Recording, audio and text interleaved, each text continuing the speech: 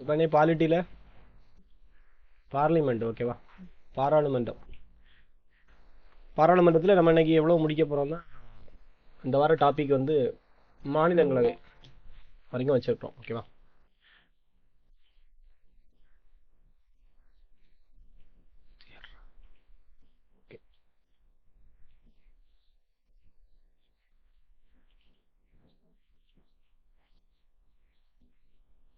ம் ஃபஸ்ட்டு வந்து அதனுடைய முக்கியமான சரத்துக்கள் அவ்வளவும் பார்த்துடணும் ஓகேவா.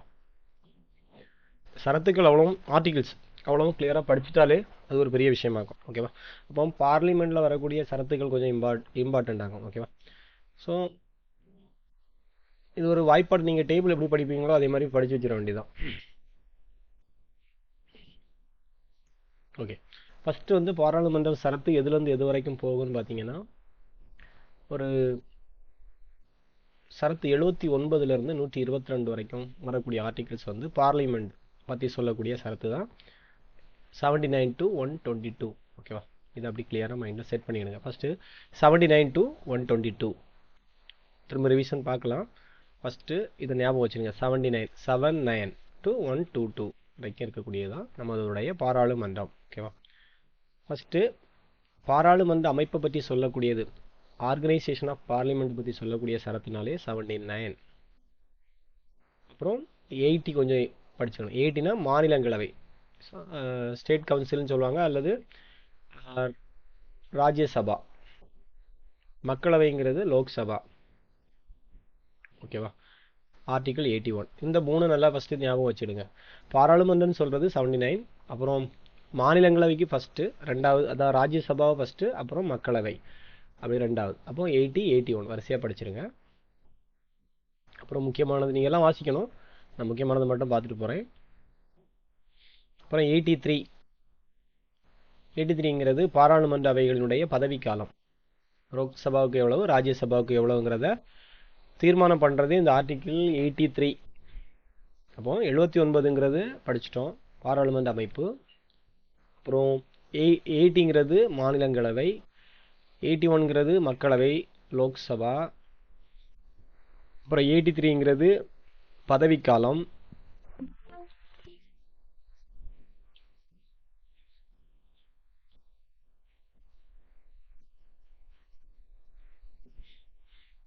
அப்புறம் 84 பாராளுமன்ற உறுப்பினராவதற்கான தகுதிகள் பற்றி சொல்லக்கூடிய சரத்துக்கள் பார்த்தீங்கன்னா 84. இது முக்கியமான சரத்து, நம்ம ஆல்ரெடி பார்த்தோம். 85 ஏற்கனவே கிராஸ் பண்ணிட்டோம். 85ங்கிறது இம்பார்ட்டன்ட்.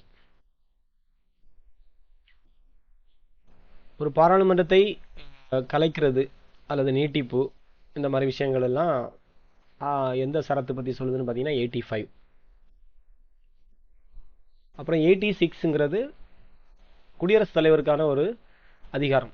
என்ன அதிகாரம்னா, பாராளுமன்ற அவைகளில் வந்து அவர் உரையாற்றலாம், அதே மாதிரி தகவல் அனுப்பவும் குடியரசுத் தலைவருக்குள்ள ஒரு அதிகாரம் தான் 86.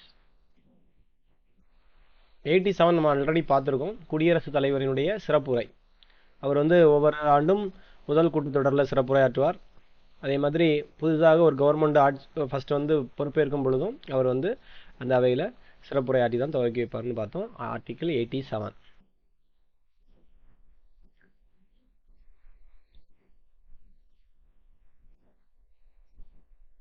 அப்புறம்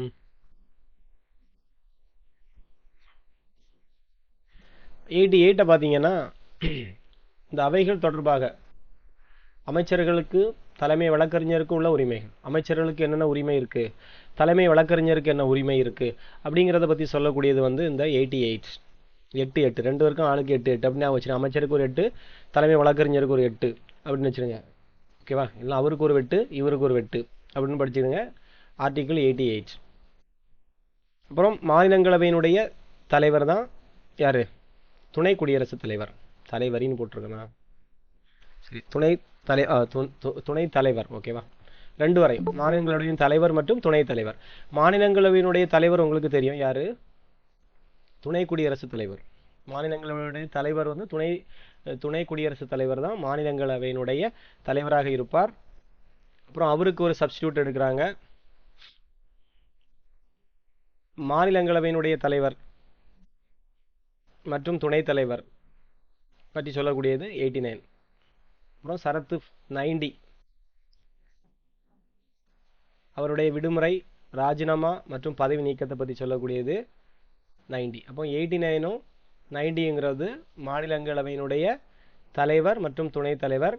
அப்புறம் 90ங்கிறது அந்த 2 பேருடைய விடுமுறை, ராஜினாமா, பதவி நீக்கம் பற்றி சொல்லக்கூடியது 89ம் 90யும். ஓகேவா? அப்புறம் 93க்கு வந்துருங்க. 93ங்கிறது முக்கியமானது, மக்களவையில் வரக்கூடியது. மக்களவையினுடைய சபாநாயகர் மற்றும் துணை சபாநாயகர் பற்றி சொல்லக்கூடியது 93. இது ஒரு இம்பார்ட்டண்ட்டான ஒரு ஆர்டிக்கிள் 93. ஓகேவா? அப்போ ஃபர்ஸ்ட் என்னெல்லாம் பார்த்தோம்னு லைட்டாக பார்த்துங்க. 79ங்கிறது பாராளுமன்றத்தினுடைய அமைப்பு, 80ங்கிறது மாநிலங்களவை, 81ங்கிறது மக்களவை, அப்புறம் 83 பற்றி பார்த்தோம், பதவிக்காலம், 84ங்கிறது ஒரு பாராளுமன்ற உறுப்பினருக்கான தகுதிகள், 85ங்கிறது அமர்வு நீட்டிப்பு கலைப்பு, பாராளுமன்றத்தினுடைய அமர்வு நீட்டிப்பு கலைப்பு பற்றி சொல்லக்கூடியது 85. 86 வந்து குடியரசுத் தலைவர் உரையாற்றவும் அப்புறம் தகவல் அனுப்பவும் அவருக்குள்ள அதிகாரம். அப்புறம் 87ங்கிறது குடியரசுத் தலைவருடைய சிறப்புரை. அப்புறம் 88ங்கிறது அவைகள் தொடர்பாக அமைச்சருக்கும் அப்புறம் தலைமை வழக்கறிஞருக்கும் உள்ள உரிமைகள் பற்றி சொல்லக்கூடியது 88. அப்புறம் 89 பார்த்தோம், மாநிலங்களுடைய தலைவரும் துணைத் தலைவரை பற்றியும் சொல்லக்கூடியது 89. அப்புறம் சரத்து 90ங்கிறது மாநிலங்களவையினுடைய அந்த தலைவர் துணைத் தலைவருடைய விடுமுறை, ராஜினாமா மற்றும் பதவி நீக்கத்தை பற்றி சொல்லக்கூடியது 90. எல்லாத்தையும் வாசிங்க, நான் முக்கியமானது மட்டும். அப்புறம் 93 மக்களவையினுடைய சபாநாயகர் மற்றும் துணை சபாநாயகர் பற்றி சொல்லக்கூடியதுன்னு கேட்டாலே 93. ஓகேவா? மாநிலங்களவையினுடைய தலைவர் துணைத் தலைவரை பற்றி சொல்லக்கூடியது 89. ஓகேவா? 89. ஓகேவா? இங்கே 93 ரெண்டும் நல்லா முக்கியமான சரத்துக்கள், ஞாபகம் வச்சுக்கிடுங்க. மாநிலங்களவையினுடைய தலைவர் துணைத் தலைவர் சொல்லக்கூடியது 89. மக்களவையினுடைய தலைவர் அதாவது சபாநாயகர் மற்றும் துணைத் தலைவரை பற்றி சொல்லக்கூடியது 93. இந்த ரெண்டும் முக்கியமானது, ஞாபகம் வச்சு. எவ்வளோ இருக்கா? ஓ பாருங்க. அதே மாதிரி அங்கே கண்டினியூஸாக படிச்சிங்க. 89க்கு அடுத்து 90 விடுமுறை ராஜினாமான்னு படிச்சிங்களா? அதே மாதிரி 93க்கு அடுத்தது 94 அதே தான் சொல்லும்.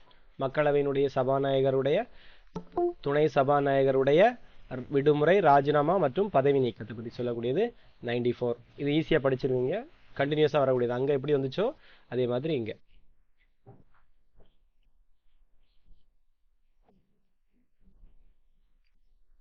ரைட்.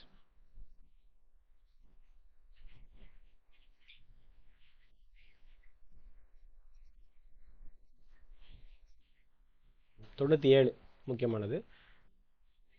ஏன்னா இவங்களுடைய சம்பளம், மாநிலங்களவையினுடைய தலைவர் மற்றும் துணைத் தலைவர், அதே மாதிரி மக்களவையினுடைய சபாநாயகர் மற்றும் துணை சபாநாயகர், இவங்களுடைய ஊதியங்கள் மற்றும் படிகள், சம்பளத்தை பற்றி சொல்லக்கூடியது 97.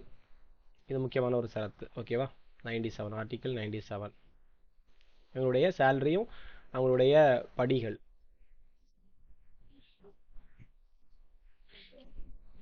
சேலரிஸ் அண்ட் அலவன்சஸ் போட்டிருக்கலாங்களா? இது ஓகே. ரைட். அடுத்தது 98. இது ஒரு முக்கியமான சரத். பாராளுமன்றத்துக்குன்னு ஒரு செயலகம் இருக்கு, செக்ரட்டரியேட்னு சொல்லுவாங்க, அது 98. பாராளுமன்றத்தினுடைய செயலகம் 98. அப்புறம் இவங்களுடைய பதவி பிரமாணம், உறுதிமொழிகள், ஓத்துன்னு படித்தோம்ல, ஓத் ஆர் அஃபர்மேஷன் வந்து 99. ஈஸியாக ஞாபகம் வச்சுக்கிடுங்க. பாராளுமன்ற உறுப்பினர்களுடைய பதவி பிரமாணம் அல்லது உறுதிமொழி வந்து 99.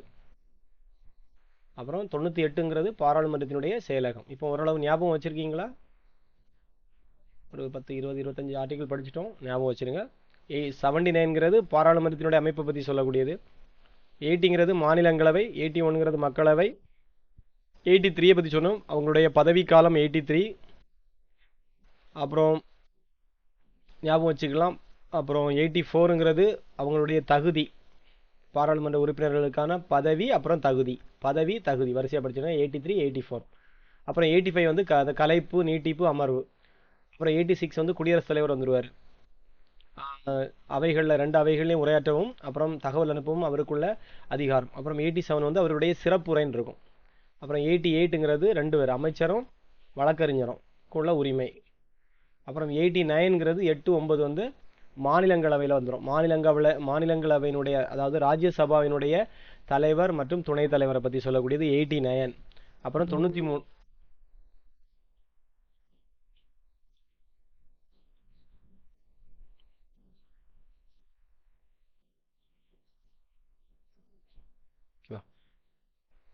ஒன்று சொல்ல நினச்சேன், காலையில் உள்ள மேக்ஸ் வீடியோ வந்து ஒழுங்காக ரெக்கார்ட் ஆகலை, ரெக்கார்ட் ஆகிருக்கு, வாய்ஸ் இல்லை. ஸோ அந்த பிடிஎஃபை அப்டேட் பண்ணியிருக்கிறேன். காலையில் யாராவது மேக்ஸ் அட்டன் பண்ணலைன்னா, இன்றைக்கி காலையில் அட்டன் பண்ணாதவங்க இருந்தீங்கன்னா அந்த பிடிஎஃப்பில் பார்த்துடுங்க. லாஸ்ட்டு ஒரு 10 ப்ராப்ளம் நேற்றுக்கு போக மீதி நீங்கள் அதில் பார்த்து தெரிஞ்சு எழுதி எடுத்துக்கிடுங்க. ஓகேவா? ரைட். இப்போ நான் 89ல் நிற்கிறோம். 89 மாநிலங்களவையினுடைய தலைவர் துணைத் தலைவர்.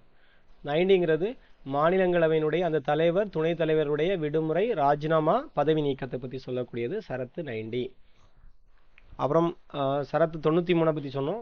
எப்படி மாநிலங்களவைக்கு படிச்சிங்களோ அதே மாதிரி சபாநாயகர் மற்றும் துணை சபாநாயகரை பற்றி சொல்லக்கூடியது 93. அதுக்கு அடுத்தது வந்து விடுமுறை, ராஜினாமா, பதவி நீக்கத்தை பற்றி சொல்லக்கூடியது 94.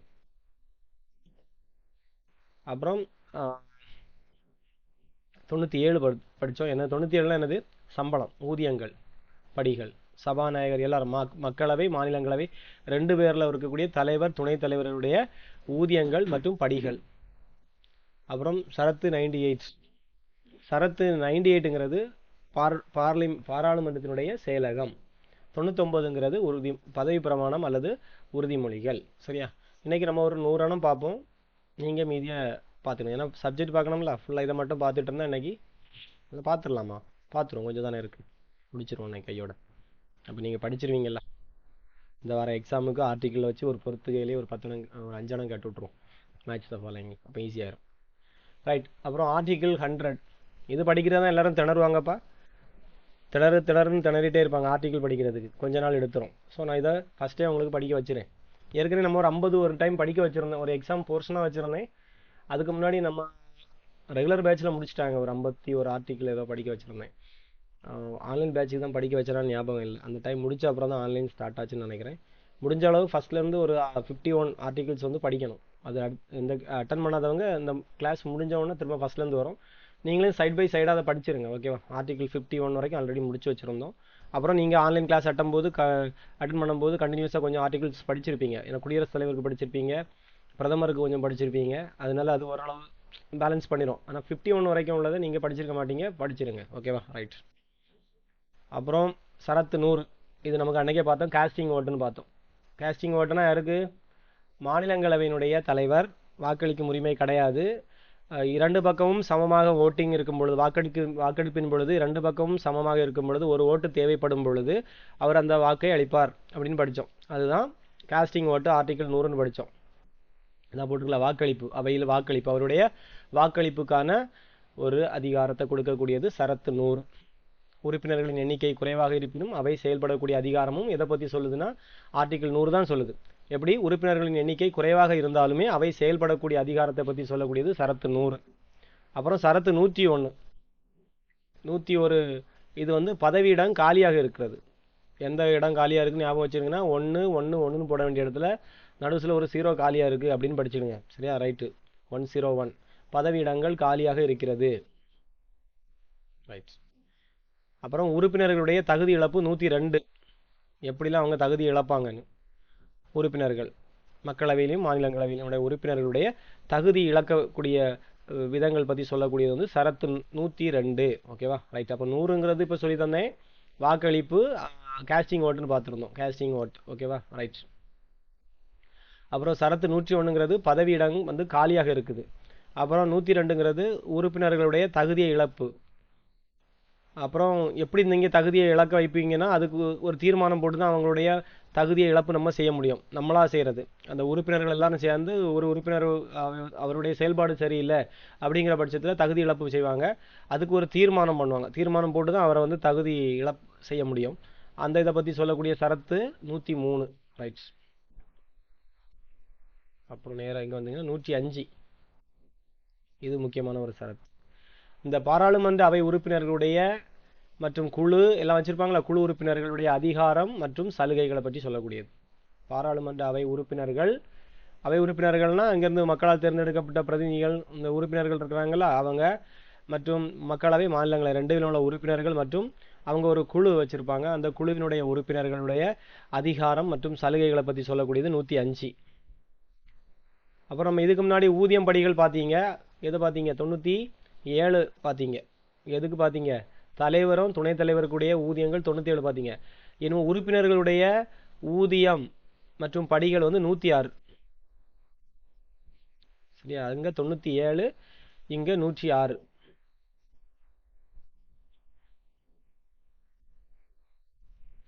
சரியா? இது வந்து உறுப்பினருடைய ஊதியம் மற்றும் படிகள் பற்றி சொல்லக்கூடியது 106 மெம்பருடையது. அப்போ தலைவர் துணைத் தலைவருடைய ஊதியம் படிகள் 97, அதனுடைய உறுப்பினர்களுடைய ஊதியம் மற்றும் படிகளை பற்றி சொல்லக்கூடியது 106. ஓகேவா? அப்போ 101ங்கிறது பதவியிடம் காலியாக இருப்பு, 102ங்கிறது உறுப்பினர்களுடைய தகுதி இழப்பு பற்றி சொல்லக்கூடியது. அதுக்கு ஒரு தீர்மானம் போட்டு தான் பண்ண முடியும், அது 103. அப்புறம் 105 பற்றி சொன்னேன், அதிகாரம் மற்றும் சலுகைகள் யாருடையது? அந்த அவையினுடைய உறுப்பினர்கள் மற்றும் குழு உறுப்பினர்களுடைய அதிகாரம் மற்றும் சலுகைகள். ரைட்? 106ங்கிறது ஊதியம் மற்றும் படிகள். அப்புறம் 107லேருந்து மசோதா தாக்கல் பண்ணுவாங்கல்ல, ஒரு சட்ட முன்மொழிவு அதெல்லாம் சொல்லுவாங்கல்ல, அதுக்கு ஒரு மசோதா தாக்கல் பண்ணணும்னா 107. இது கொஞ்சம் இம்பார்ட்டண்ட். ஒரு பார்லிமெண்ட்டில் ஒரு உறுப்பினரோ இல்லைன்னா அமைச்சரோ ஒரு மசோதாவை அறிமுகம் செய்யணும், அதை ஒப்புதலுக்கான வழிமுறைகள் என்னெல்லாம் இருக்குது அப்படிங்கிறத சொல்லக்கூடியது 107. கூட்டம் 108 நம்ம ஆல்ரெடி பார்த்துருக்கோம், மார்க்கன்னு போட்டிருக்கேன், பிரிண்டிங் டைப்பிங் மிஸ்டேக்கு. ஓகேவா? அது வந்து ஆர்டிக்கல். சரத்து 108 இரு அவைகளுடைய கூட்டம், ஜாயிண்ட் சிட்டிங்னு பார்த்துருப்போம். ஜாயிண்ட் சிட்டிங் கூட்டம் 108. அப்புறம் 110 ஆல்ரெடி பார்த்துட்டோம், 112 பார்த்துருந்தோம். இது 109 என்னன்னா பண மசோதா தொடர்பான சிறப்பு செயல்முறைகள். ஒரு பண மசோதாவை அறிமுகம் பண்ணணும்னா அதுக்கு என்னென்ன செயல்முறைகள்லாம் பண்ணணுங்கிறத 110 சொல்லுது. 109 சொல்லுது. 110ங்கிறது டைரக்டா மணிபில் பண மசோதானா அதுக்கு ஒரு டெஃபினிஷன் கொடுத்துருப்பாங்க. 110 ரொம்ப இம்பார்ட்டன்ட்.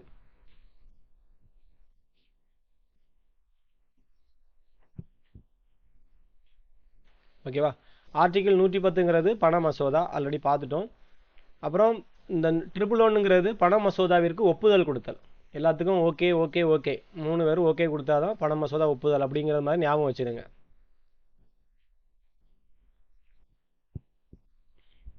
ட்ரிபிள் வந்து பண மசோதாவிற்கு ஒப்புதல் வழங்குதல். 3 பேர் கையெழுத்து போடணும்னு ஞாபகம் வச்சுருங்க. 1 அப்படின்னு ஞாபகம் வச்சுருங்க. பண மசோதாவிற்கு ஒப்புதல், இது முக்கியமானது, இது முக்கியம். இந்த 109, 110, 111. அப்புறம் 112 வந்து பட்ஜெட், ஆண்டு நிதிநிலை அறிக்கை, ரொம்ப முக்கியமான ஒரு சரத்து. 112. ஓகேவா? ஆண்டு நிதிநிலை அறிக்கை, பட்ஜெட், ஆனுவல் பட்ஜெட் வந்து 112. அப்புறம் திட்டங்கள் தொடர்பான பாராளுமன்ற நடைமுறைகள் 113 வரிசையாக படிச்சிருங்க. அப்புறம் 114 நிதி ஒதுக்கீட்டு மசோதா. 115 படிக்கணும். 115 வந்து மானியம் கொடுப்பாங்க, துணை மானியம், கூடுதல் மானியம் அல்லது மிகை மானியம் வழங்கக்கூடியது. மானியம்னா என்னது? சப்சிடிஸ் இருக்குல்ல, சப்ளிமெண்டரி, அடிஷ்னல் ஆர் சூப்பர் கிராண்ட்ஸ்ன்னு சொல்லுவாங்க. மானியம் வழங்குதல், கிராண்ட் எய்ட்ஸ்ன்னு கொடுப்பாங்க, கிராண்டின் எய்ட்ஸ். ஓகேவா? அது வந்து சப்சிடி, மானியம் கொடுக்கறது. 115 ஞாபகம் வச்சுக்கணும். அப்புறம் முக்கியமாக 18 ஒழுங்குமுறைகள். 120 முக்கியமானது. பாராளுமன்றத்தில் பயன்படுத்தப்படக்கூடிய மொழிகள் என்னென்ன லாங்குவேஜஸ்லாம் பயன்படுத்தலாம் அப்படிங்கிறத பற்றி சொல்லக்கூடிய சரத்து 120. இதுதான் முக்கியமான ஒரு ஆர்டிக்கிள். நீங்கள் எல்லா ஆர்டிக்கிளும் படிக்கணும். நான் வந்து கொஞ்சம் இம்பார்ட்டன்ட் அப்படின்னு எனக்கு தோணுறதை நான் வந்து சொல்லி தந்துட்டுருக்கேன். ப்ரீவியஸ் இயர் நிறைய தடவை கேட்டிருக்கிறாங்க, ரிப்பீட்டட். அப்போ பாராளுமன்றத்தில் பயன்படுத்தப்படக்கூடிய மொழிகள் பற்றி சொல்லக்கூடிய சரத்து 120. அப்புறம் 121 இருக்குது, இது முக்கியம். 121 பாராளுமன்றத்தில் விவாதம் மீதான தடை. ஏதாவது ஒரு விவாதம் பண்ண வேண்டிய மேட்டரை பற்றி என்ன பண்ணுவாங்கன்னா தடை போடுவாங்க. அதை பற்றி சொல்லக்கூடியது வந்து எதனாலலாம் தடை பண்ணலாம் அப்படிங்கிறத பற்றி சொல்லக்கூடியது 121. இங்கேருந்து ஒரு ஆள், அங்கேருந்து ஒரு ஆள் என்ன செய்யணும்? விவாதம் பண்ணுறதுக்கு சண்டை போடணும் அப்படின்னு ஞாபகம் வச்சுக்கோங்க. 1 to 1 விவாதம் மீதான அந்த தடை போடுறாங்க. ஓகேவா, ரைட். அங்கேயும் இங்கேயும் சண்டை போடாதுங்கப்பான்ட்டு ஒரு தடையை போட்டுருவோம்னு வச்சுக்கோங்க. அடுத்த 122. இது ஒரு முக்கியமான சரத்து. நீதிமன்றம் தலையிட முடியாதுன்னு வரும். எதுக்கு நீதிமன்றம் தலையிட முடியாது? நீதிமன்றத்தினால் பாராளுமன்ற நடைமுறைகளை விசாரிக்க முடியாது. நீதிமன்றத்தினால பாராளுமன்றம் ஒரு நடைமுறை இருக்கோம்ல, அந்த நடைமுறைகளெல்லாம் நீதிமன்றம் குறுக்கிட்டு விசாரணை பண்ண முடியாது. 122. 121 122 முக்கியமாக பார்த்துடுங்க. முடிஞ்சா சரத்துக்கள் முடிஞ்சா ஈஸியாக ஞாபகம் இருக்கா? என்ன இருக்கா வேணாலும் பார்க்குறேன், எனக்கு அது பிரச்சனை இல்லை. 79 பாராளுமன்ற அமைப்பு, 80 மாநிலங்களவை, 81 மக்களவை, அப்புறம் 83ங்கிறது பதவிக்காலம். 2 அவைகளினுடைய பதவிக்காலம் 83.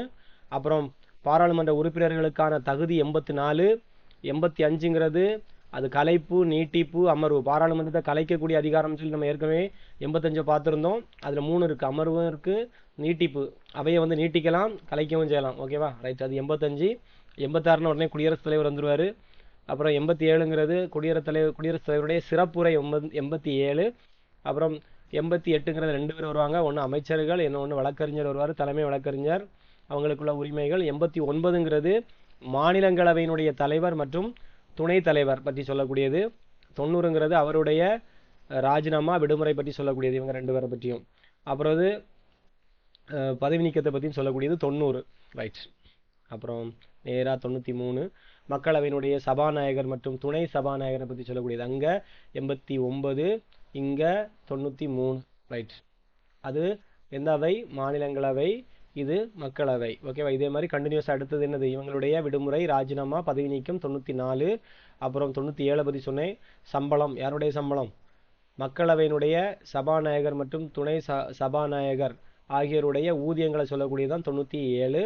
அப்புறம் 98ங்கிறது பாராளுமன்றத்தினுடைய செயலகம், செக்ரட்டரியேட். அப்புறம் 99ங்கிறது பதவி பிரமாணம் அல்லது உறுதிமொழி, இந்த உறுப்பினர்களுடைய பதவி பிரமாணம், உறுதிமொழி. 100 ஆல்ரெடி பார்த்துருக்கோன்னு சொன்னேன், கேஸ்டிங் ஓட்டு.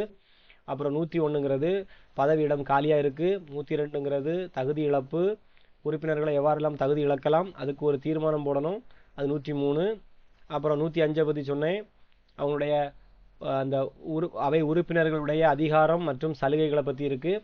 106ங்கிறது இவங்களுடைய ஊதியம் மற்றும் உறுப்பினர்களுடைய ஊதியம் மற்றும் படிகள். சரியா, ஏற்கனவே ஒரு 97 பார்த்தோம், சம்பளம் மற்றும் படிகள். அது முக்கியமான தலைவர், அந்த 2 அவையினுடைய மெயின் 2 தலைவர்களுக்குள்ள சம்பளம் மற்றும் படிகள் வந்து 97.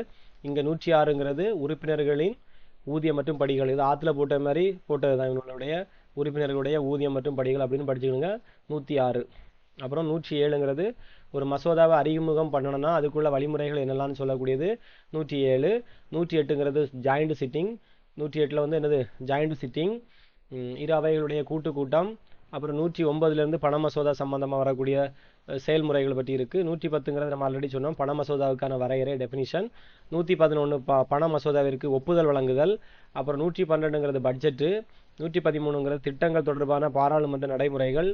திட்டம் போட்டாச்சுன்னா அந்த நடைமுறைப்படுத்துறதுக்கான அந்த வழிமுறைகள் எல்லாம் 113 சொல்லுது.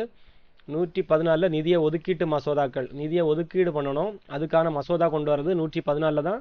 நிதியை தாங்கப்பான்னு சொல்லி ஒதுக்குறதுக்கு 114 அப்ளை பண்ணாதான் நிதியை ஒதுக்க முடியும். ஓகேவா, ரைட்.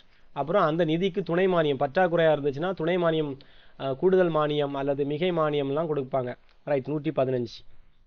அப்புறம் 117 படிக்கணும்னா நிதி மசோதாவின் சிறப்பு விதிகள்னு ஒன்று இருக்குது. அப்புறம் அது நடைமுறை விதிகள் அப்படி வரிசையாரும். 120 ரொம்ப முக்கியம், பாராளுமன்றத்தில் பேசக்கூடிய பயன்படுத்தக்கூடிய மொழிகள் பற்றி 120 இருக்குது. அப்புறம் 121 1 to 1 சொன்னேன், அது என்னது? பாராளுமன்றத்தில் விவாதம் மீதான ஒரு தடை. அப்புறம் இதுவும் அதே மாதிரி 122 ஒரு தடை மாதிரி தான், நீதிமன்றத்தினால பாராளுமன்ற நடைமுறைகளை விசாரிக்க தடை, அப்படி 2 தடை இருக்குது. 121 தடை, 122 ஒரு தடை, அவ்வளோதான், முடிஞ்சு போச்சு. சரியா, இந்த கண்டிப்பாக இந்த எக்ஸாமுக்கு ஆர்டிக்கிள் வந்து ஒரு 2-3 மேட்ச் தான் ஃபாலோவிங் கேட்பேன், கிளியராக படித்து வச்சுருங்க. ஓகேவா, ரைட். அடுத்த பாடத்துக்குள்ளே போயிடலாம். இனிமேல் பாராளுமன்றத்திலேருந்தே வருவோம். பாராளுமன்றம்னா எதுக்கு பாராளுமன்றம் அப்படின்னு பார்த்தீங்கன்னா, பொதுவாக பாராளுமன்றத்தில் கூடி என்ன பண்ணுவாங்கன்னா ஒரு சட்டம் இயற்றக்கூடிய ஒரு அங்கமாக இருக்கும். முக்கியமாக வந்து சட்டம் இயற்றுறதுக்கு தான் பாராளுமன்றம். ஓகேவா, மத்திய அரசினுடைய சட்டம் இயற்றக்கூடிய ஒரு அங்கமாக தான் எது இருக்குன்னா பாராளுமன்றம் திகழ்கிறதுன்னு கொடுத்துருக்குறாங்க. ஓகேவா, ரைட். அப்புறம் இந்திய அரசியலமைப்பு சட்டத்தில் பகுதி 5 பார்ட் 5 சரியா.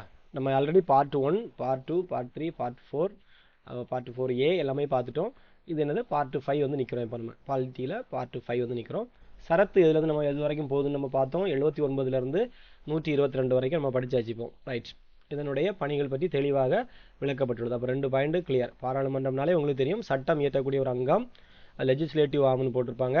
அப்புறம் பகுதி 5 பார்ட் 5 பற்றி சொல்லியிருப்பாங்க. பார்ட் 5ல் சரத்து 79லேருந்து எது வரைக்கும் நம்ம பார்த்தோம், 122 வரைக்கும் பார்த்துட்டோம். ரைட். இந்த பாராளுமன்றமானது 3 பகுதிகள் உள்ளடக்கியது. எத்தனை பார்ட் இருக்குன்னா 3 பார்ட்ஸ் இருக்குது. ஒன்று வந்து குடியரசுத் தலைவர் முக்கிய அங்கமாக இருப்பார். ரைட். இந்த பாராளுமன்றத்தினுடைய 3 பகுதிகளை பற்றி சொல்லக்கூடியது தான் 79 சரியா. ஃபஸ்ட்டே தான் 79 சரத்து. ரைட். பாராளுமன்றத்தை பற்றி சொல்லக்கூடியதுன்னு நம்ம பார்த்தோம்ல, சரத்து 79 3 பகுதிகளை கொண்டதுன்னு சொல்லுது. ஒன்று குடியரசுத் தலைவர், 2வது ராஜ்யசபா, 3வது லோக்சபா. ரைட். மாநிலங்களவை, மக்களவை. ரைட். இது வரைக்கும் கிளியர் ஆகிடுச்சுல. மாநிலங்களவை, மக்களவை, அதுக்கு முன்னால் குடியரசுத் தலைவர். இந்த 3 பேரும் பாராளுமன்றத்தினுடைய அங்கங்கள். ரைட்.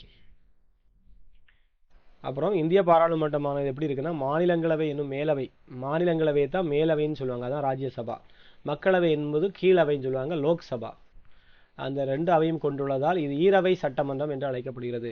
அப்போ இந்திய பாராளுமன்றமானது ஸ்டேட்மெண்ட்டில் கேட்டால் என்னது, ஈரவை சட்டமன்றம்னு கொடுத்துருந்தா அந்த ஸ்டேட்மெண்ட் வந்து என்னது, சரியான ஒரு ஸ்டேட்மெண்ட். ஓகேவா. ரைட்.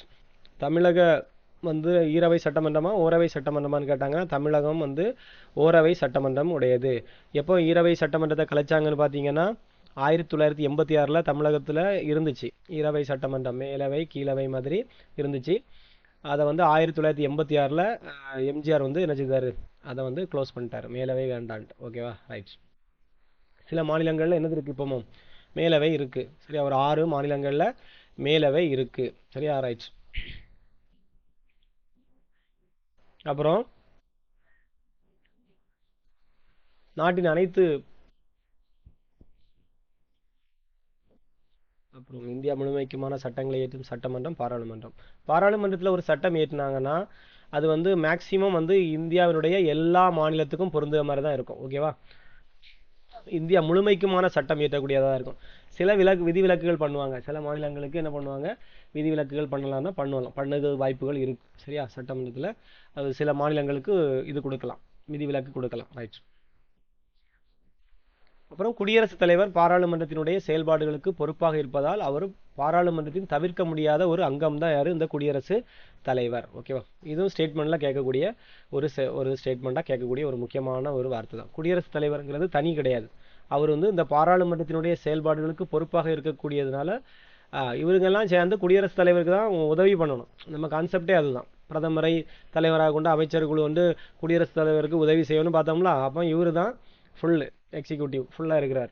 அப்போ இவங்க தான் அதனால இவர் வந்து பாராளுமன்றத்தினுடைய ஒரு தவிர்க்க முடியாத அங்கம்னா அந்த குடியரசுத் தலைவர் தான். இவருக்கு என்னென்ன செய்யணும்னா, அந்த கூட்டத்தொடருக்கு அழைப்பு விடுத்தல், ஒவ்வொரு பார்லிமெண்டரி கூட்டம் இருக்குல்ல, அதுக்கு அழைப்பு விடுக்கிறது, சிறப்புரையாற்றுறது எல்லாம் யாருடைய ஒர்க்குன்னு பார்த்தீங்கன்னா அந்த குடியரசுத் தலைவருடைய வேலை. அவையை ஒத்தி வைக்கிறதும் இவருடைய வேலை. மக்களவையை கலைக்கணும்னாலும் யார் வேணும், குடியரசுத் தலைவர் வேணும். 2 அவைகளில் உரையாற்றுவதற்கும் இவருக்கு என்னது இருக்குது, இது இருக்குது, பவர் இருக்குது. அவசர சட்டங்கள் ஏதாவது அவை இல்லாத நேரத்தில் என்ன பண்ணலாம், இவர் வந்து அவசர சட்டங்களை பிறப்பிக்கலாம். ஓகே. ஆர்டிகிள் 1 to 3 அப்படிங்கிறது குடியரசுத் தலைவருக்கு என்ன கொடுக்குதுன்னா, அவசர சட்டங்களை பிறப்பிக்கக்கூடிய அதிகாரத்தை கொடுக்கிறது. நம்ம ஆல்ரெடி பார்த்துட்டோம். ஓகே. ரைட். அப்போ இதெல்லாம் அவருடைய முக்கியமான வேலைகள். ரைட். அடுத்தது இந்திய குடியரசுத் தலைவர் எப்படின்னா, பாராளுமன்றத்தில் 2 அவைகளிலும் எதிலும் உறுப்பினராக இல்லாமல் இருக்கா, அவர் வந்து எதுலையுமே உறுப்பினர் கிடையாது, இருந்தாலும் பாராளுமன்ற அமர்வில் அவர் வந்து பங்கு கொள்ளாமல் இருந்தாலும் அவர் வந்து ஒரு ஒருங்கிணைக்கும் அங்கமாக விளங்குகிறார். இவர் வந்து முதல் மீட்டிங்கில் அட்டன் பண்ணிட்டு போயிடுவார், உரையாற்றிட்டு போயிடுவார். அங்கே வந்து இருந்து விவாதத்துக்கெல்லாம் அவர் வந்து என்ன பண்ண மாட்டார், பண்ணிட்டுலாம் இருக்க மாட்டார். அந்த சிறப்புரை ஆற்றுவார், அவர் பாட்டுக்கு போயிட்டே இருப்பார். அதனால அவர் இல்லாமல் இருந்தாலும் என்ன பண்ணுறாரு, அவர் பாராளுமன்றத்தை ஒருங்கிணைக்கக்கூடிய ஒரு அங்கமாக இருக்கிறார் சரியா. யூனிஃபையிங் பாடி அப்படின்னு கேட்டிங்கன்னா யாருன்னா இந்த குடியரசுத் தலைவர். அப்போ குடியரசுத் தலைவருக்கான சிறப்புகள் என்னெல்லாம் பார்த்தீங்களா. ஓகேவா. ரைட். அதே மாதிரி இந்த பாராளுமன்றத்தில் ஒரு சட்டம் ஏற்றுறாங்க, இல்லை ஏதோ ஒரு மசோதா இதாகுது. அப்போ பாராளுமன்றத்தில் 2 அவைகளிலும் ஓகே ஆனால் அப்புறம் தான் யாருக்கு கொடுப்பாங்க, குடியரசுத் தலைவரின் ஒப்புதலுக்கு தான் வரும். அந்த குடியரசுத் தலைவர் ஓகே பண்ணாதான் அந்த வந்து சட்டமாக நிறைவேற்றப்படும். அப்போ குடியரசுத் தலைவருக்கு அதில் ஒரு முக்கியமான ஒரு பவர் இருக்குது. ஓகேவா, ரைட். அப்புறம் பாராளுமன்றத்திற்கான 2 முக்கியமான பணிகள் இருக்குது. ஒன்று சட்டம் இயற்றக்கூடியது, அப்புறம் இந்த நிதி அதிகாரம், நிதிநிலையை பற்றி நம்ம ஆர்டிக்கிளில் பார்த்துட்டோம்ல, பண மசோதா இதெல்லாம் இருந்துச்சுல. ஸோ இந்த வேலையெல்லாம் ஒரு திட்டத்தை செயல்படுத்துறது, இந்த மாதிரி விஷயங்கள் எல்லாம் இவங்களுடைய பணிகளாக இருக்கும். அதனால சட்ட அதிகாரம் சட்டம் இயற்றுவதற்கானவை, அப்புறம் நிதி அதிகாரம் நிதிநிலையை வந்து அறிக்கை பண்ணுறதுக்காக. இந்த 2 அதிகாரங்களும் பாராளுமன்றத்தில் முக்கியமான அதிகாரங்கள், ரைட். அதே மாதிரி இந்த பாராளுமன்றம் சேர்ந்து தான் யாரை தேர்ந்தெடுப்பாங்கன்னா இந்திய குடியரசுத் தலைவரை தேர்ந்தெடுப்பாங்க. அதே மாதிரி துணை குடியரசுத் தலைவரையும் தேர்ந்தெடுக்கக்கூடிய ஒரு முக்கியமான பணியை எது மேற்கொள்கிறதுன்னு கேட்டிங்கன்னா இந்த பாராளுமன்றம் தான் இந்த வேலையை பார்த்துட்டு இருக்கிறது. நீங்கள் குடியரசுத் தலைவரை தேர்ந்தெடுக்கிறீங்களா? இல்லை. நீங்கள் நம்ம தேர்ந்தெடுக்கிறது யாருன்னா அமைச்சர்களை, மக்களால் தேர்ந்தெடுக்கப்பட்ட அமைச்சர்களை அங்கே பார்லிமெண்ட்டில் அனுப்புகிறோம். அவங்கெல்லாம் கூடி என்ன பண்ணுறாங்க, இங்கே உள்ள எம்எல்ஏ அங்கே உள்ள எம்பிஸ் எல்லாம் சேர்ந்து யாரை செலக்ட் பண்ணுறாங்கன்னா குடியரசுத் தலைவருக்கு ஓட்டடிச்சு அதில் ஒரு குடியரசுத் தலைவர் தேர்ந்தெடுக்கிறாங்க. ஓகேவா, ரைட். இப்போ இந்த பாராளுமன்றம் தான் இந்த வேலையை பார்க்குறது.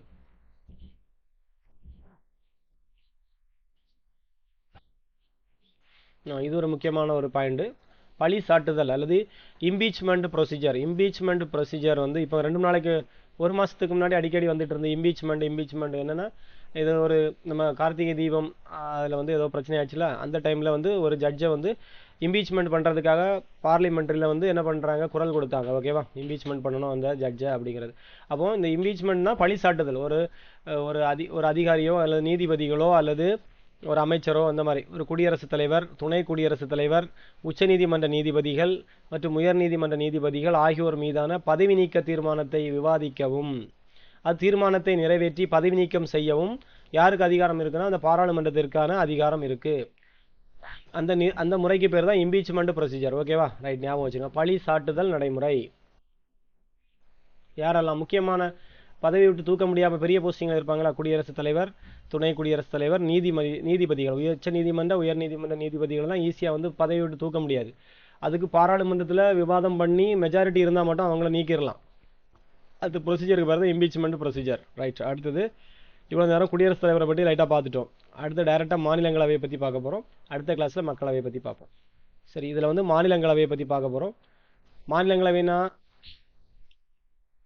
இந்திய பாராளுமன்றத்தினுடைய 2வது ஆட்சி மன்றம் தான் இந்த மாநிலங்களவைன்னு சொல்லுவாங்க. இந்திய பாராளுமன்றத்தினுடைய 2வது ஆட்சி மன்றம் இந்த மாநிலங்களவை. இது எதை மாதிரி ஒத்து போகுதுன்னா அமெரிக்காவில் உள்ள ஆட்சி மன்ற முறையை ஒத்து போகுதுன்னு கொடுத்துருக்காங்க, ரைட். மேலவைங்கிறது ராஜ்யசபா. அந்த ராஜ்யசபா எதனுடன் எந்த ஆட்சி மன்ற குழுவை போல் ஒத்து போகுதுன்னு கேட்டிங்கன்னா அமெரிக்காவில் உள்ள ஆட்சி மன்ற குழுவை போல ஒத்து போகிறதுன்னு பார்த்துடுங்க. ஓகேவா, ரைட். அப்புறம் முக்கியமான பாயிண்ட் என்ன தான் வருது, இது எக்ஸாமுக்கு கேட்பாங்க, கொஞ்சம் கவனமாக இருக்கணும்.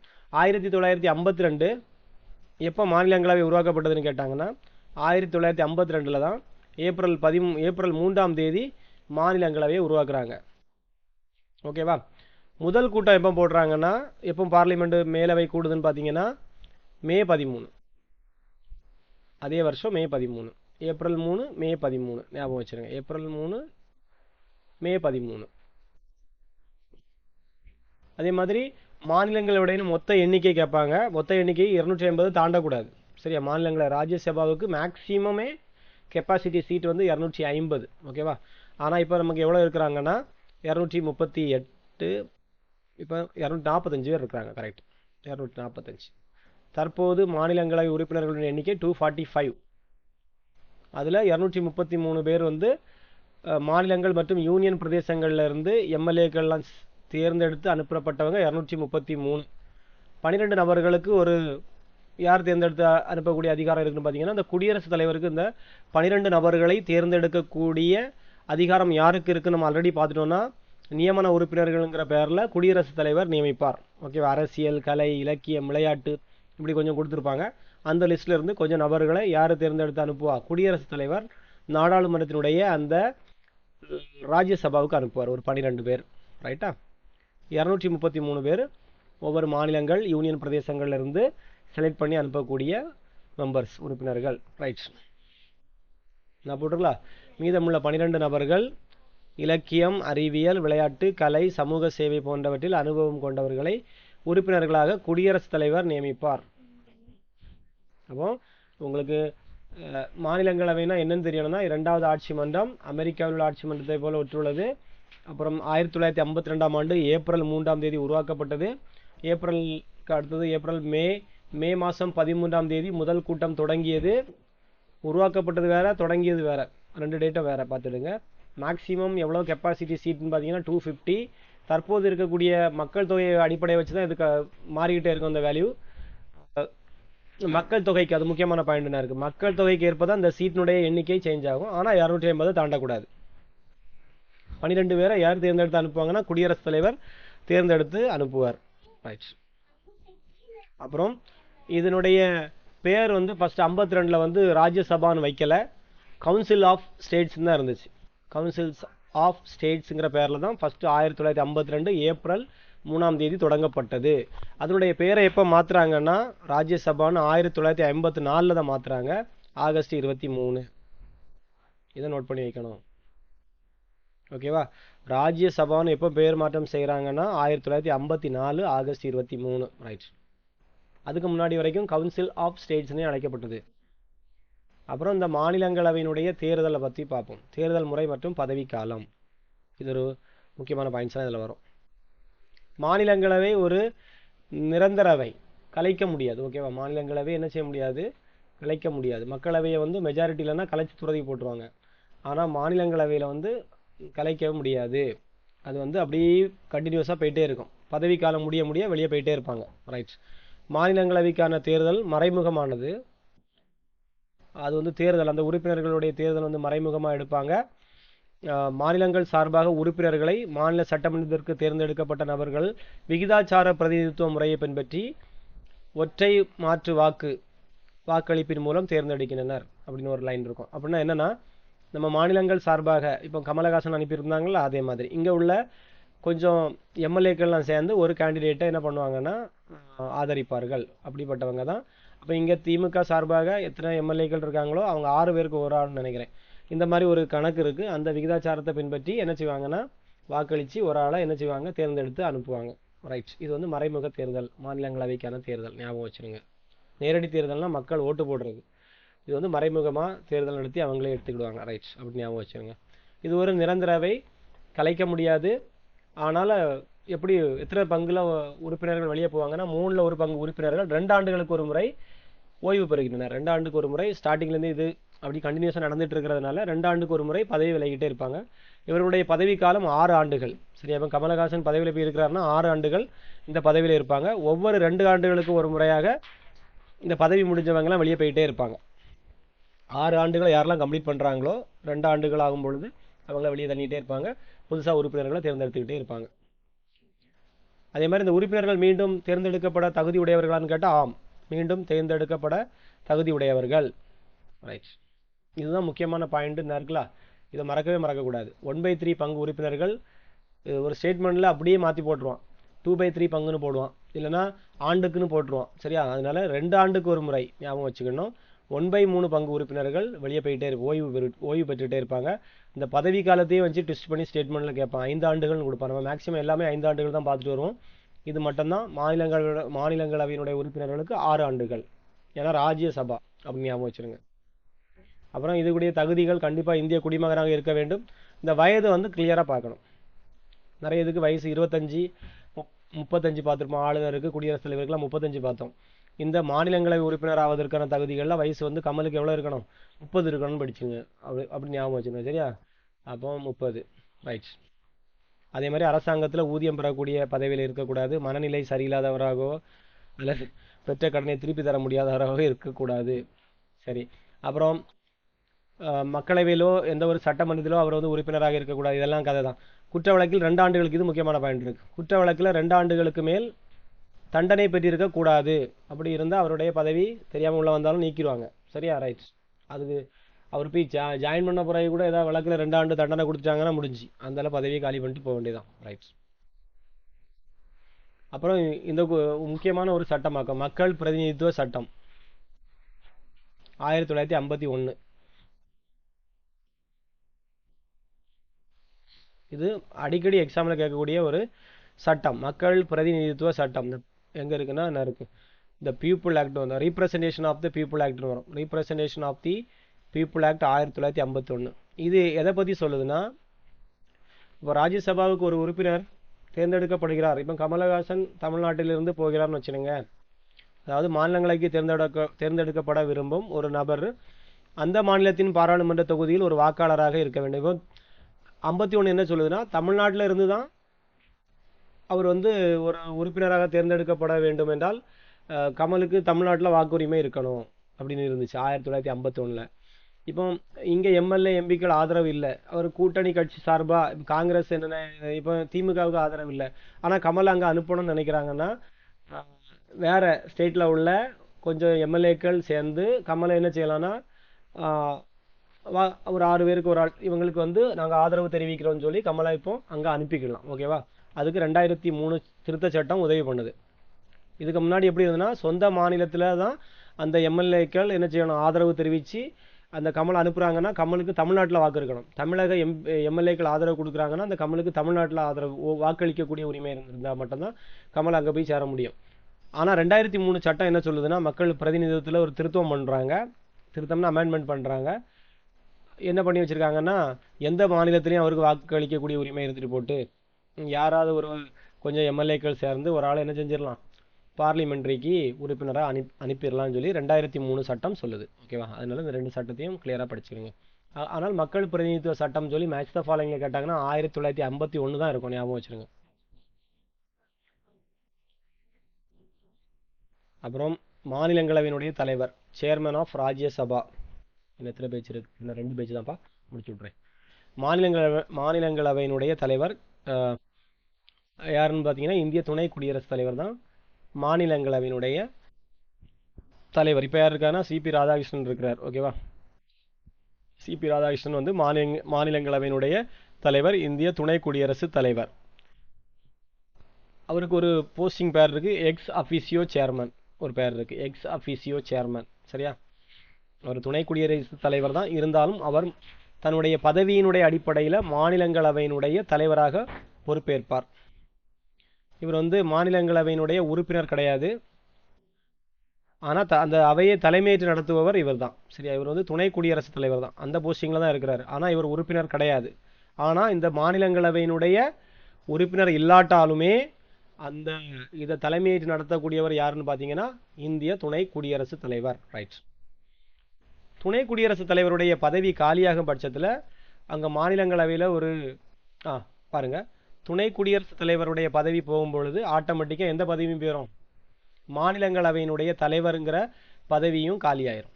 ரைட். இவர் 2 போஸ்டிங் பார்க்குறாரு, துணை குடியரசுத் தலைவர்னு ஒரு போஸ்டிங், அப்புறம் மாநிலங்களவையினுடைய அதாவது ராஜ்யசபாவினுடைய தலைவருங்கிற பதவியும் வகிக்கிறார். சரி, ஒன்றில் துணை குடியரசுத் தலைவர் பதவி போயிட்டுனாலே மாநிலங்களவை தலைவர் பதவியும் காலியாக போயிடும். ரைட். நான் ஏற்கனவே சொன்னேன், இவருக்கு வந்து வாக்களிக்கக்கூடிய அதிகாரம் கிடையாது. ஆனால் 2 பக்கமும் சமமாக இருக்கும் பொழுது காஸ்டிங் ஓட்டுங்கிறது ஆர்டிக்கிள் என்ன பார்த்தோம், 100 பயன்படுத்தி இவர் வந்து வாக்களிப்பார் அப்படின்னு இருக்கு. அவர் எந்த கட்சிக்கு வேணாலும் எந்த எதிர் டீமுக்கும் வாக்களிக்கலாம், இல்லை ஆளக்கூடிய தரப்பு டீமுக்கும் வாக்களிக்கலாம். அதை யாரும் கொஸ்டின்ஸ் பண்ணக்கூடாது அப்படின்றது. அப்புறம் துணை குடியரசுத் தலைவரை பதவி நீக்கம் செய்யக்கூடிய தீர்மானம் ஒருவேளை கவனிப்பில் போட்டிருப்பாங்க. இப்போ இந்த சிபி ராதாகிருஷ்ணன் தான் வேண்டான்னு சொல்லி பார்லிமெண்ட்டில் ஒரு விவாதம் நடந்துட்டு இருக்கு, ஒரு மசோதா தாக்கல் ஆகிட்டு இருக்கு, அதுக்கு ஆதரவு எதிர்ப்பெல்லாம் வந்துட்டு இருக்கு. அந்த டைமில் அவர் வந்து நடவடிக்கைகளை அந்த அவையில் போய் பேசுறதுக்கு ரைட் இருக்கு, ஆனால் தலைமை தாங்குவதற்கு அந்த டைமில் அவருக்கு அனுமதி கிடையாது. அவருக்கு மேலே ஒரு குற்றச்சாட்டு வந்து அவர் ஒரு தீர்மானமும் ஒரு அவையில் பாஸ் பண்ணிட்டாங்கனாலே அவர் வந்து அந்த பதவிக்கு வந்து தலைமை தாங்க முடியாது, அந்த அவைக்கு தலைமை தாங்க முடியாது. ஆனால் ஒரு உறுப்பினர் மாதிரி போய் பேசிக்கலாம், அவை நடவடிக்கைகளில் பங்கு பெறலாம்ட்டு அவருக்கு ஒரு ரைட் இருக்கு. இப்போ இதெல்லாம் என்ன பார்த்தீங்கன்னா, மக்கள் பிரதிநிதித்துவ சட்டம் 51 என்ன சொல்லுதுன்னா, அந்த டைமில் ஒரு உறுப்பினர் தேர்ந்தெடுக்கப்படணும்னா எந்த மாநிலத்திலேருந்து போகிறாரோ அந்த மாநிலத்தில் வாக்களிக்கக்கூடிய உரிமை இருக்கணும்னு இருந்துச்சு. ஆனால் 2003 என்ன சொல்லுதுன்னா, அதை திருத்தம் பண்ணியிருக்காங்க, பிரதிநிதித்துவ சட்டத்தை திருத்தம் பண்ணி அவன் எந்த மாநிலத்திலேருந்து வாக்களிக்கும் உரிமை இருந்தாலும் பிரச்சனை கிடையாது, ஏதாவது கொஞ்சம் எம்எல்ஏக்கள் எந்த மாநிலத்தில் இருந்தாலும் தேர்ந்தெடுத்து அவரை அனுப்பிக்கலாம் அப்படின்னு இருக்கு. அப்புறம் மாநிலங்களவை தலைவர் அப்படிங்கிற பதவியை பற்றி நம்ம பார்க்குறோம். அது வந்து துணை குடியரசுத் தலைவர் தான் அதனுடைய தலைவராக இருப்பார். எப்போ துணை குடியரசுத் தலைவர் பதவி காலியாகுதோ ஆட்டோமேட்டிக்காக அந்த பதவியும் காலியாகும்னு பார்த்தோம். அப்புறம் காஸ்டிங் ஓட்டை பற்றி பார்த்தோம். கேஸ்டிங் ஓட்டுங்கிறது ஆர்டிகல் 100. இவருக்கு வாக்களிக்கும் உரிமை கிடையாது. ஆனால் முடிவு செய் வாக்கினை அளிக்கலாம். முடிவு செய்யக்கூடியனா அங்கேயானு முடிவு இல்லாத டைமில் இவர் ஒரு வாக்களிக்கும் உரிமையை பெறுகிறார். அப்புறம் துணை குடியரசுத் தலைவரை பதவி நீக்கம் செய்யக்கூடிய இது கிடப்பில் கிடக்கும் பொழுது இவர் தலைமை தாங்க முடியாது. அது ராஜ்யசபாவினுடைய துணைத் தலைவரை பற்றி பார்ப்போம். இவருக்குன்னு ஒரு துணைத் தலைவர் வச்சுருக்கிறாங்க. இவர் ஒரு தலைவரா, இவர் ஒர்க் பண்ண முடியாத நேரத்தில் ஒரு துணைத் தலைவர் போய் அதில் இருப்பார் அந்த சேரில். அதுக்கு அந்த உறுப்பினர்களில் ஒரு ஆளை தேர்ந்தெடுப்பாங்க. மாநிலங்களவை உறுப்பினர்கள் இருக்கிறாங்களா, கமல்லாம் இருக்கிறார்களா, இந்த டீம்ல இருந்து ஒரு மூத்த தலைவரையோ யாரோ அனுபவம் வாய்ந்த ஒரு தலைவரையோ துணைத் தலைவராக தேர்ந்தெடுத்து வச்சிருப்பாங்க. எப்போ துணை குடியரசுத் தலைவர் லீவில் இருக்கிறாரோ அந்த டைமில் இவர் என்ன பண்ணுவார், அந்த அவைக்கு தலைமையேற்று நடத்துவார். ரைட். அவங்க எந்த முறையில் தேர்ந்தெடுக்க முடியும்னா அவங்களில் ஒரு ஆளையும் மறைமுக தேர்தல் மூலமாக தான் தேர்ந்தெடுப்பாங்க. ரைட்டா. அங்கே ஒரு தேர்தல் வச்சு அதில் ஒரு துணைத் தலைவரை அவங்க ஆல்ரெடி தேர்ந்தெடுப்பாங்க. ஒவ்வொரு ஆமாம், ஒரு துணை குடியரசு தலைவர் வரும்பொழுது ஒரு துணை குடியரசு இல்லை ஒரு தலைவர் வரும்பொழுது அவருக்கு சைடாக என்ன செய்வாங்க, ஒரு துணைத் தலைவரை தேர்ந்தெடுப்பாங்க. அதை டைரெக்டாக தேர்ந்தெடுக்க மாட்டாங்க, தேர்தல் வச்சு தான் தேர்ந்தெடுப்பாங்க. பாருங்க, இவருக்கு ஆட்டோமேட்டிக்கலாக ஆல்ரெடி உறுப்பினர் கமல், அப்படிதானா? கமலே நம்ம உதாரணத்துக்கு வச்சுக்கிடுவோம். அந்த கமலுக்கு வாக்களிக்கும் உரிமை உண்டு. ஆனால் இவர் வந்து அந்த சேரில் போய் உட்காந்துட்டாருன்னா அவருக்கு கேஸ்டிங் ஓட்டு மட்டும் தான் உண்டு. அவர் கட்சி சார்பாக ஓட்டு போட முடியாது. ரெண்டு சைடும் ஈக்குவலாக வந்து நின்னா மட்டும்தான் இவர் வந்து ஓட்டு போட முடியும். ரைட்டா. அந்த சைடா இந்த சைடான்னு முடிவு பண்ணக்கூடிய ஓட்டு அப்போ தான் அவருக்கு வந்து நிற்கும்.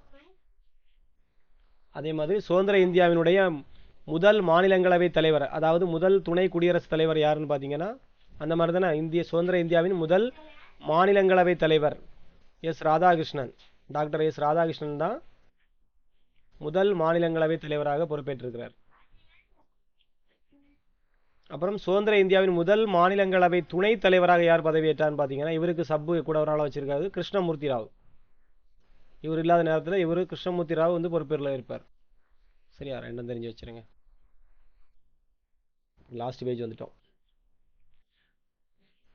அப்புறம் மாநிலங்களவையினுடைய சிறப்பு அதிகாரங்கள். இதுக்கு ஒரு சில சிறப்பு அதிகாரங்கள் இருக்கு. முக்கியமானது சரத்து 249. எப்பவும் தெரியணும், தெரியாமல் இருக்கவே கூடாது. சரத்து 249ங்கிறது நம்ம ஆல்ரெடி பட்டியல் பற்றி கொஞ்சம் போல் தினமும் படிக்கக்கூடிய அடிக்கடி தினமும் படிக்கக்கூடிய பகுதியில் போட்டிருந்தோம். மாநில பட்டியல், மத்திய பட்டியல், பொது பட்டியல்னு கொஞ்சம் பிரித்து வச்சுருந்தோம்.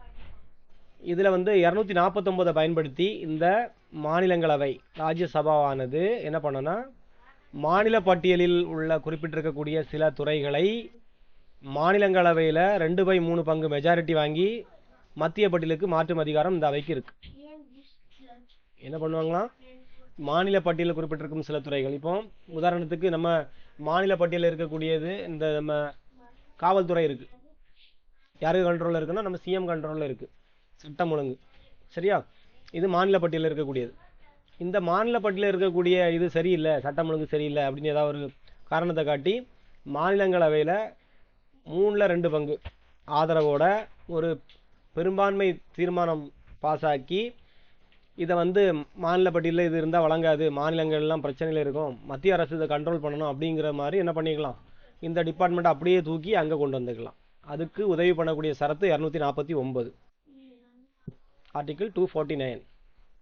அந்த கமல் இருக்கக்கூடிய அவையில் எல்லாரும் சேர்ந்து முடிவு பண்ணி மாநிலங்களுடைய அந்த என்ன பண்ணலாம், அந்த பட்டியலில் இருக்கக்கூடிய சில துறைகளை மத்திய பட்டியலுக்கு மாற்றம் பண்ணலாம். சரியா, ரைட்.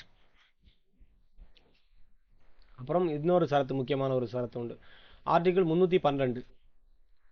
ஆர்டிகிள் 312 என்ன சொல்லுதுன்னா, ஒரு சிறப்பு பெரும்பான்மை மூலம் அகில இந்திய பணிகள், இந்த யூபிஎஸ்சி இருக்குல்ல, புதிய அகில இந்திய பணிகளை உருவாக்கும் அதிகாரத்தை பெற்றுள்ளது.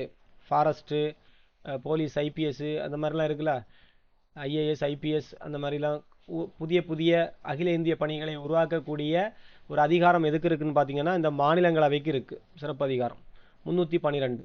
சரியா, சும்மா நம்ம சாதா பெரும்பான்மையில் நிரப்ப முடியாது, சிறப்பு பெரும்பான்மை 2/3 பங்கு இருந்தால் மட்டும்தான் புதிய அகில இந்திய பணிகளை உருவாக்கணும்னு நினச்சாங்கன்னா ஒரு 312 யூஸ் பண்ணி என்ன செய்யலாம், புதிய அகில இந்திய பணிகளை உருவாக்கலாம். ஃபாரஸ்ட்டுக்கு இருக்கிற மாதிரி மரைனுக்கு கடல் சம்பந்தமாக ஒரு என்ன செய்யலாம், ஒரு அகில இந்திய பணிகளை இவங்க வந்து என்ன செய்யலாம், உருவாக்கக்கூடிய அதிகாரம் யாருக்கு இருக்குன்னா இந்த மாநிலங்களவைக்கு இருக்குது. ஆர்டிகிள் 312. இந்த 2 ஆர்டிகிளையும் மறந்துடக்கூடாது, மாநிலங்களவையினுடைய சிறப்பு அதிகாரத்தில் வரக்கூடியது. அதே மாதிரி என்ன ஒரே ஒரு பாயிண்ட், துணை குடியரசுத் தலைவருடைய பதவி நீக்க தீர்மானத்தை ஃபர்ஸ்ட் எங்கே தான் கொண்டு வரணும்? ஏன்னா அவர் எந்த அவையில் தலைவர்? மாநிலங்களவையில் தான் அவர் தலைவர். யார்? துணை குடியரசுத் தலைவரான சிபி ராதாகிருஷ்ணன். அப்படி ஞாபகம் வச்சுருங்க.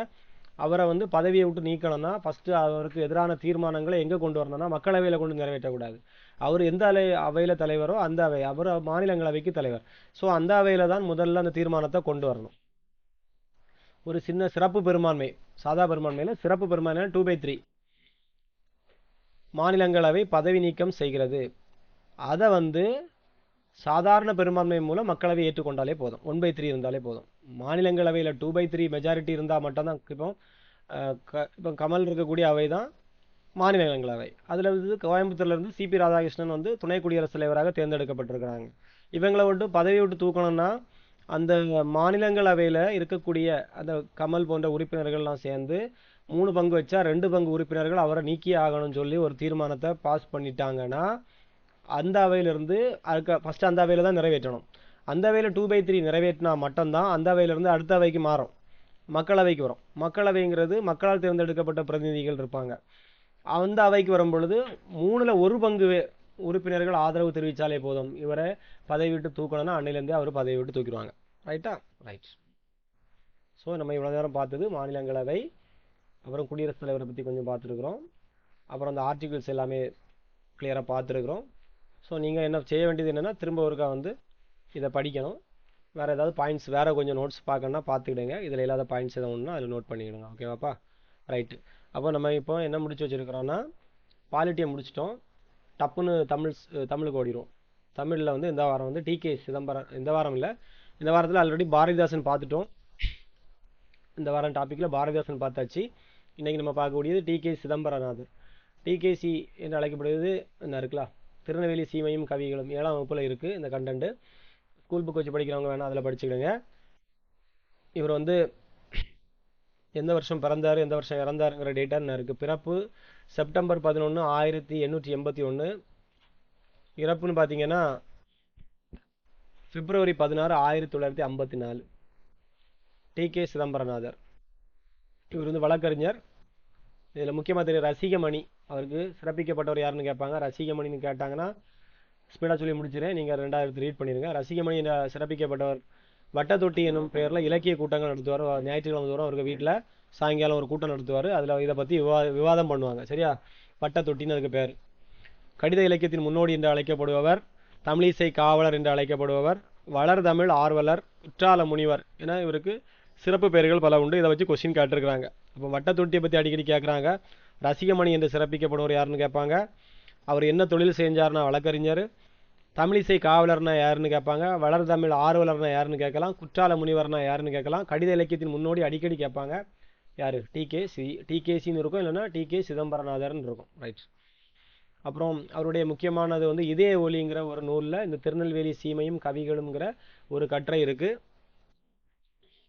1930-35 வாக்கில் சென்னையினுடைய இந்து அறநிலையத்துறை பாதுகாப்பு ஆணையராக பணியமர்த்தப்பட்டார். 1930-35 சென்னை மாகாண இந்து அறநிலையத்துறைக்கு பாதுகாப்பு ஆணையராக நியமிக்கப்பட்டவர் இந்த டிகே சிதம்பரநாதர். அப்புறம் முக்கியமானது பார்த்தீங்கன்னா இந்த பாடத்தில் நிறைய இருக்கும். அதே மாதிரி கம்பர் தரும் ராமாயணத்துக்கும் முத்தொள்ளாயிரத்தினுடைய பதிப்பாசிரியர் யாருன்னு கேட்டிங்கன்னா இவர் தான், டிகேசி. இவர் எழுதிய நூல்கள் வந்து இதே ஒலி, கம்பர் யார், வெளியிட்ட இதழ் வந்தீங்கன்னா தமிழன். அவர் வெளியிட்ட இதழ் பேர் வந்து தமிழன். அப்புறம் முக்கூடல் பல்லை பற்றி அந்த பாடத்தில் எழுதியிருப்பார். அதில் சீவலப்பேரிங்கிற ஊரில் தான் அந்த 3 நதிகளும் வந்து சேரக்கூடிய தாமிரபரணி நதி, சிற்றாறு, அதில் 2 ஆறு தான் கொடுத்துருக்காங்க. தாமிரபரணி நதியும் சிற்றாரும் கலக்கிற இடம் தான் சீவலப்பேரிங்கிற முக்கூடல் பள்ளி. முக்கூடல் என்று அழைக்கப்படக்கூடிய இடம் தான், அதுக்கு பேர். அந்த இடத்துல தான் முக்கூடல் பல்லுங்கிற பிரபந்தம் உருவாக்கப்பட்டது. சரியா? ரைட். அப்புறம் இந்த லைன் கொஞ்சம் முக்கியமான லைன். ஆற்று வெள்ளம் நாளை வர தோற்று தேகுரி மலையாள மின்னல் ஈழ மின்னல் சூழ மின்னுதே. சரியா? இது வந்து முக்கூடல் பல்லுவில் வரக்கூடிய ஒரு பாடல் வரி. அப்புறம் பலபட்டடை சொக்கநாதர் புலவரை பற்றி சொல்லியிருப்பாங்க. இந்த பலபட்டடை சொக்கநாதர் புலவர் என்ன பண்ணியிருக்காருன்னா காந்திமதி தாயை தரிசித்தார். எந்த கோயிலில்? நெல்லையப்பர் கோயிலில். திருநெல்வேலி நெல்லையப்பர் கோயிலில் எழுந்தவர் காந்திமதி தாயை தரிசித்தார் பலபட்டடை சொக்கநாத புலவர். அப்புறம் ஸ்ரீவைகுண்டம் அப்படிங்கிறது ஊர் பேர்களின் மறுவில் கேட்டாங்கன்னா ஸ்ரீவைகுண்டம். அதான் ஸ்ரீ வைகுண்டம்னு போட்டிருக்கு.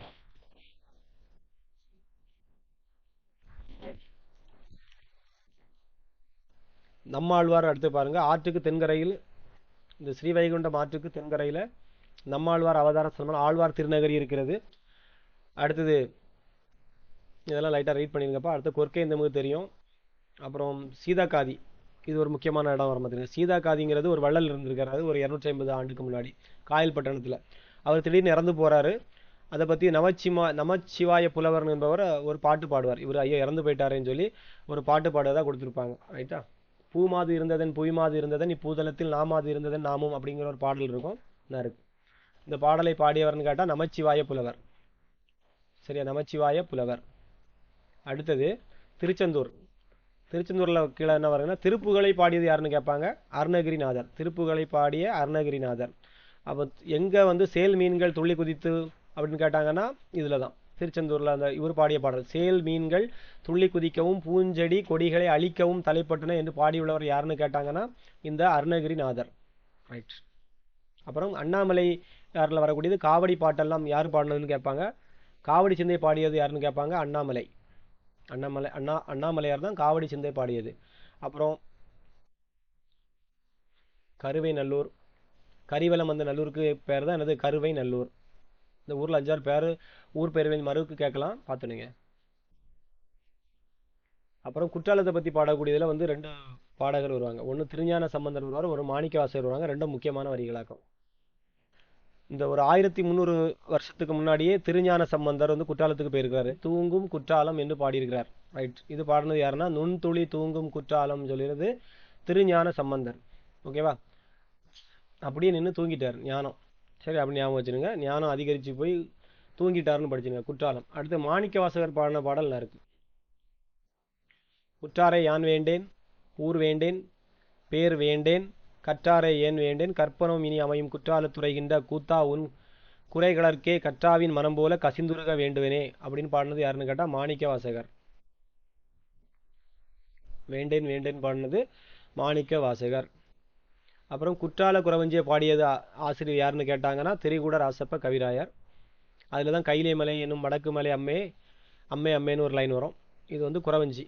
குற்றால குறவஞ்சியை பாடினது யாருன்னு கேட்டிங்கன்னா திரிகூட ராசப்ப கவிராயர். ரைட். இவ்வளோதான். சரியா? இதுதான் டிகேசி எழுதின பாடம். டிகேசி சிதம்பரனாரை பற்றி கூட டீட்டெயில். ஓகேவா? ரைட். அப்புறம் அடுத்த நாள் வந்து இவரை பற்றி குன்றக்குடி அடிகளாரை பற்றி பார்ப்போம். ரைட்டு. பண்ண கிளாஸை முடிச்சுக்கிறேன். ஓகேப்பா. இன்னைக்கு கிளாஸ் முடிச்சுட்டு நாளை காலையில் மேட்ச் பார்க்கலாம். ஓகேப்பா. ஓகே, பாய்.